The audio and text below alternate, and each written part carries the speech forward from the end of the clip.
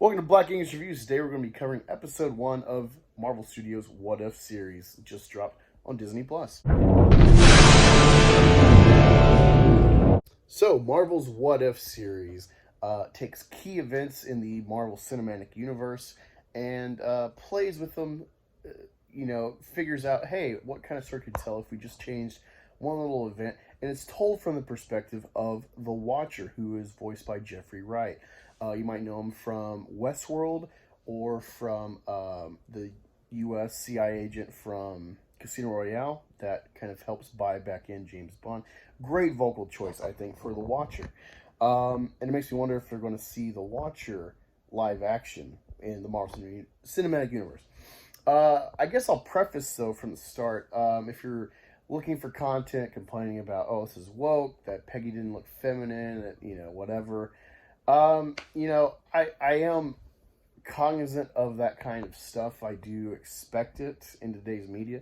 I personally did not feel that this episode was that at all. I didn't feel any wokeness, any demeaning of male characters in this. So if that's a concern and you've made it this far, please do not let that deter you, at least from this first episode. I think it was pretty well done, and everyone had a good influence, including Steve Rogers. Despite not being powered up, he has that, like, what makes Steve Rogers is his spirit. Captain America is just the superhero body of that spirit. I think that shows in this episode. So, essentially, we start off with Peggy being in attendance for the super soldier serum to be imbued on Steve in that little cocoon chamber thing. And a Hydra agent bombs the place. Everything's in pandemonium. They have one shot to get this off. Steve hops out to try to help Peggy catch the bomber. He gets shot, and Peggy eventually apprehends him, gets the serum back, puts it back in the thing, and she hops in the cocoon because Howard Stark is like, hey, we got one chance at this. And it's much to the chagrin of the new acting colonel over this, given that Tommy Lee Jones's character is killed as well. I will note that Sebastian Stan, or Bucky, and if I'm not mistaken, Haley Atwell herself, Peggy Carter, did the vocals for this performance. So it's kind of good continuity, although don't expect it for all the stories going forward. But yeah, it follows pretty much to a T the Captain America movie, the key events, although there is a bit of the female aspect as a hindrance for Peggy's character, which only makes sense for the guy in command now and for the time. Women aren't on the front lines, and that just makes sense. That's like a bit of an obstacle in her way. You can extrapolate that to modern day feminist problems. I don't think it's there, or it is even comparable to today. It's a non-issue if you ask me. But there will be ways to extrapolate this, so expect that. But don't let it deter you from the actual product, like I said. But there's scenes of homage to the original film. Instead of Cap, it's Peggy in the Captain, Britain suit coming out and helping the 107th break out from Hydra's imprisonment. They do the train scene again, but there's a twist.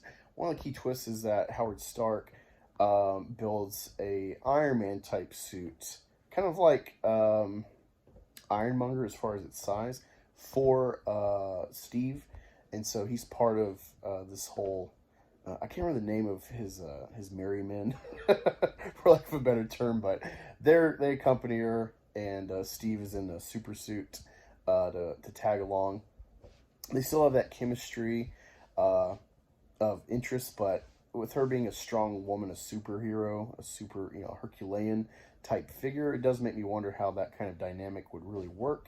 But if you liked Wonder Woman and Chris Pine in the first Wonder Woman film, I think you'll get hints of that. It was nice, but it wasn't overdone or lingered too much. You did focus more on the plot. Everything with Red Skull and Hydra seems to be the same.